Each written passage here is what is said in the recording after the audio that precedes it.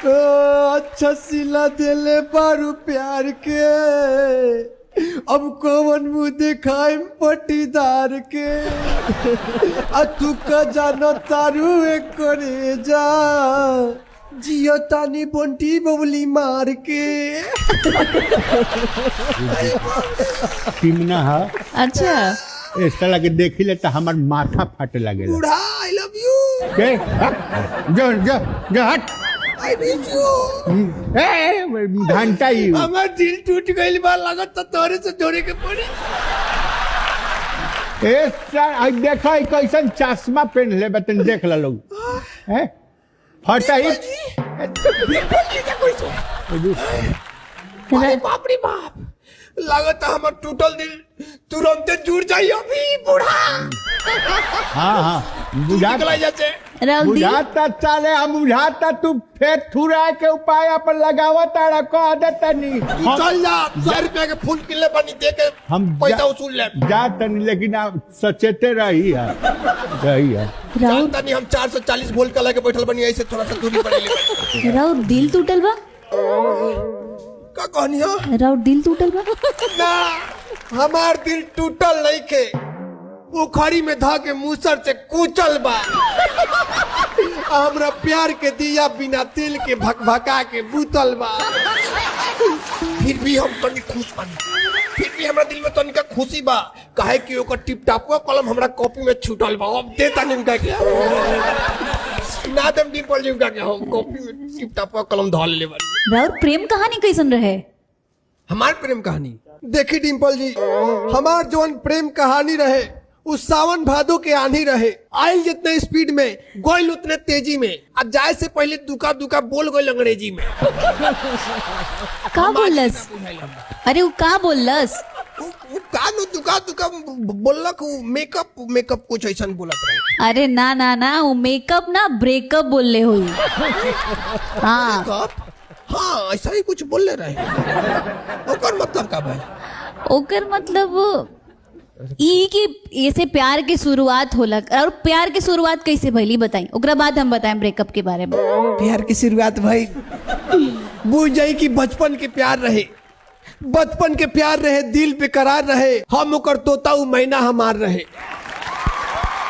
प्यार शुरू भइल स्कूल से, प्यार शुरू भइल स्कूल से, पटैनी एगो फूल से। विश्वास ना भइल हमरा तनिको जब पट गइल छूल से। अरे महाराज वो कैसन लड़की रहे जो छूल से पट गई? ओइसन आज हमरा बुझाइल बा कि हमरा से गलती हो गइल भूल से। डिम्पल जी छू दी ना ना ना करंट तो मारा था।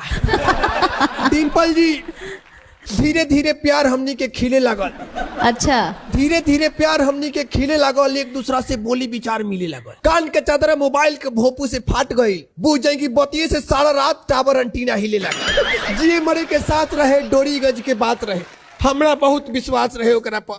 लेकिन वो अचानक से एक दिन मैसेज कैलस, हम आज गए रनिया मिले, तो का कह दिया कि बाबू मेरा शादी कहीं और सेट हो गया है, मेरे पिताजी को कोई और राजकुमार भेंट हो गया है, अब तुमसे नहीं मिलूंगी क्योंकि बहुत लेट हो गया है। अरे इधर साचो रोवा साथे बड़ा बुरा हो गई। लेकिन वो लड़की कैसन रहे जोन राव दिल तोड़ के चल गई? ओकरा बारे में हम का बताई रहुआ से। उस शहर के सुंदर लड़की, हम गांव के छटुआ आवारा। वो पापा के अपना पड़ी, हम अपना बाबूजी के पारा। लेकिन अब ओकर बियाह होता डिम्पल। रहुआ के बियाह में बोलेलस ये कि ना? हाँ बियाह में बोले लखिया, अब बियाह में हमारा ओकरा जाए के काहे कि वैसा ना बातें कह दे लखिया। जब हम कहनी है कि बियाह में तू हमरे के बोलेबू कि ना, मिलबू कि ना बियाह का दिने, तो कहतिया कि मांग में सिंदूर, गला में मंगलसूत्र, आ हाथ में चूड़ी रही, आ शादी के दिन तो तारा से ना मिलब, काहे कि बहुत मजबूरी रही। ई कैसन प्यार रहे? डिम्पल जी आखिरी लाइन हमारा के मजबूर कर देलक ओकरा के कुछ कहे पर। कहती है कि बहुत मजबूरी रही, कहती है का कि बारात के दिन आज है, काहे कि भोज भात में आलू दम पूरी रही। चले तो हम छड़िया गई हम। एकदम छड़िया गनी हाँ आ कह देनी हमका मुहे पर कि तू टीमना के आलू दम पूरी में पोटाई वाला बात बुझले बारू हैं तारा बरियात का दिने 3-3 गो नेवता बा 3-3 गो वाह हैं और में से 2 जगह तो साक्षात मुर्गा भात बा तो हम मुर्गा भात छोड़ के उनका आलू दम पूरी पर जाए ना एकदम ना बताई? एकदम ना लेकिन फिर भी हम जाए प्यार बा ना लास्ट में ऐसा ना ऑफर दे दिलखियो कौन ऑफर बुझ जाई कि बहुत खतरनाक ऑफर दे दिलखियो हमरा मजबूर हो गई हाँ ओकरा बाद हमरा बुझा गेल डिम्पल जी कि वो हमरा से सच्चा प्यार करेली ई बात हमरा बुझाइल हो आज ई कौन ऑफर बा जोन हमरा समझ में नहीं आवत डिम्पल जी जब वो बात कहलखिया हमरा आँख से आंसू आवे लगल ह ऐसा उ बात कहलसिया कि तू हमार लवर हवा तारा के हम स्पेशल व्यवस्था दे अच्छा डिम्पल जी कहलखिया कि तू हमार लवर हवा तारा के हम स्पेशल व्यवस्था दे अब बारात के दिने घर के पिछुती आ जाइ ह ठोंगा में 2 डिब्बा नाश्ता दे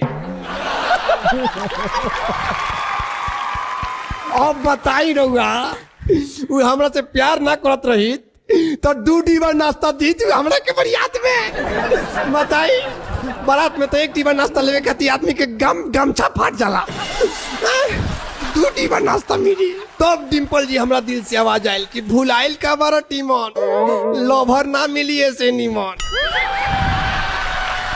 तो अभी वो बिया कहाँ अभी तो वो अपने घरे बियाह शादी के तैयारी में बियाह के दुने भेंट होई पिछुती से 2 डिब्बा नाश्ता लेंगे और निकल जाएंगे तब बियाह के दिन ओकरा से भेंट हुई तले ही टीमना डिम्पल से सेट हुई सोची कितना सुंदर सुशील सिंपल टीमन संग डिम्पल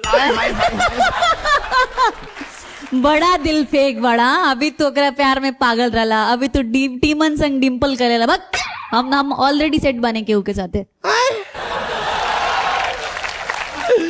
धोखा मिल गया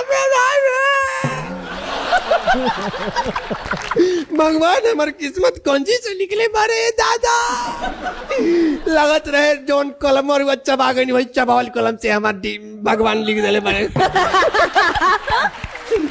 अरे बाप रे बाप डिम्पल जी हमार तो दिल टूट गल अब जिए के हमरा कोनो इच्छा नहीं के काहे हमार कोनो इच्छा नहीं के बस एगो बात बताई बोली राउर डिम्पल में हम कूद के जान देवे के चाहता नहीं होई ना हम जान दे दे बताई राउर डिम्पल कितना गाइड बाई टीम ना होई में कूद के जान दे दी हम ना जिए मर जाए ए महाराज तो हमरा गाल पे डिम्पल हुई तब नो जेकरा गाल पे डिम्पल बोकरा में जान दे हम हमरा मोरहु के रहुआ देखा नहीं के हम जान दे ले लिया फूल एगो स्वीकार करी हमरा साड़ी बाप रे बाप क्या बात है बहुत सही